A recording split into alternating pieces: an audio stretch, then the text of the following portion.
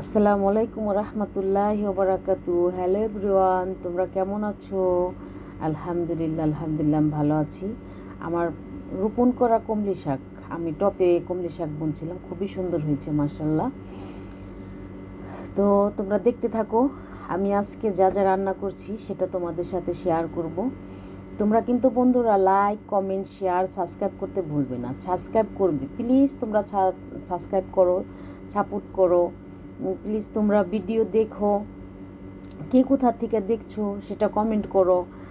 আর এই যে মাকারোনাটাকে বাংলাদেশে কি বলে প্লিজ তোমরা আমাকে জানাবে। এটাকে আমি বাংলাদেশে কখনো বাংলাদেশে আমি খাইও নাই, কখনো কিনিও নাই, নামও জানি না। তোমরা যদি এটার নাম কি যদি কমেন্ট করে জানাতে আমাকে। আর এটা কিন্তু আমি বেগুন ভাজতেছি, আর এখানে ছিমের বিচি সিদ্ধ করে নিচ্ছি। তোমরা যারা বন্ধু বলো তারা ছিমের বিচিটা সিদ্ধ করে সুন্দর করে পেঁয়াজের সাথে ভালোভাবে কষিয়ে নিবা, দেখবা যে আর গন্ধ লাগবে না। ছিমের বিচি খাওয়া অনেক উপকার আছে, মানে এগুলিতে প্রচুর পরিমাণ ভিটামিন থাকে। পানি বলকানো হচ্ছে, এখানে চাল দিয়ে দিচ্ছি।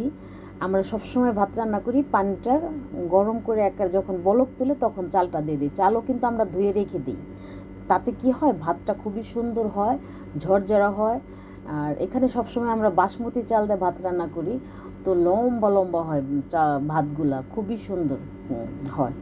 আর ভাত নষ্টও হয় না মাশাআল্লাহ। আর আমি কিন্তু ভাতে লবণ দিয়ে রান্না করি পানি যখনই করি। দেখো আমি সিমের বিচিটাকে কিন্তু কষায় নিচ্ছি। আমার কাছে খুবই ভালো লাগে, আমি আগে কখনো খাইনি। আমাদের নবাবগঞ্জ থানায় এটা আমি কখনো দেখিও নাই, বাট আমার এই বয়সে শুধু আমার শ্বশুর বাড়িতে যায় খেয়েছি। আর তোমার ভাইয়ার এখন দেখি যে পছন্দ, তো আমিও খাই। আর আমার খাবারের কোনো বাস নাই, যে হয় না যে এটা খাই না সেটা খাই না।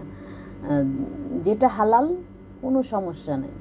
এটা কথায় বলে যে গু খাই না গন্ধ দেখা, লোহা খাই না শক্ত দেখা, হালাল যা আছে সবই খাই আলহামদুলিল্লাহ। তো আলহামদুলিল্লাহ যে যুক্তরাষ্ট্রে থেকেও বাঙালি খাবার খাচ্ছি, আলহামদুলিল্লাহ, আল্লাহর শুকর আদায় করি আলহামদুলিল্লাহ।